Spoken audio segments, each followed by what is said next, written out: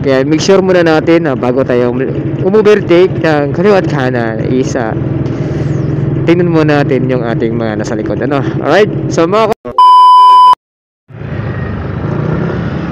what's up mga kamotovlog? May konti lang tayong kalaman.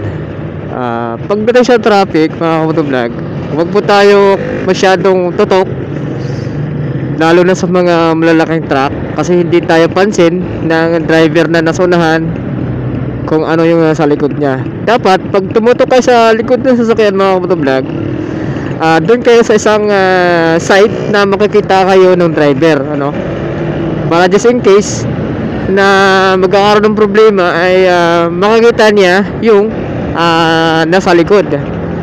Kaya payo ko lang po sa lahat ng mga motorista, or hindi ba lang sa mga motorista, sa mga driver din.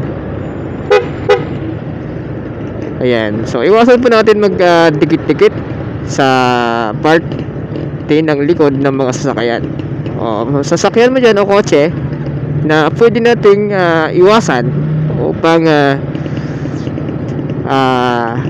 malayo tayo sa mga pangyayaring gulo, sa mga talo-talo. Ayan, siyempre sabi nga, pag malit na bagay lumalaki hanggat hindi magkakaungunaan ang bawat isa.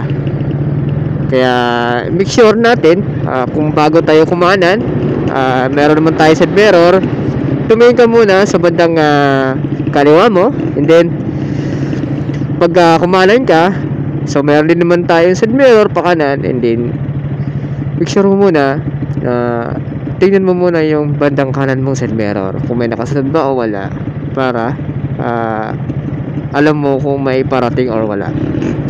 Kasi merong ibang pag overtake mo, and then halimbawa kanan o kaliwa man dyan, biglang marurot na mga sasakyan ng motor. Ay, karamihan ng mga motor talaga mga kamotovlog.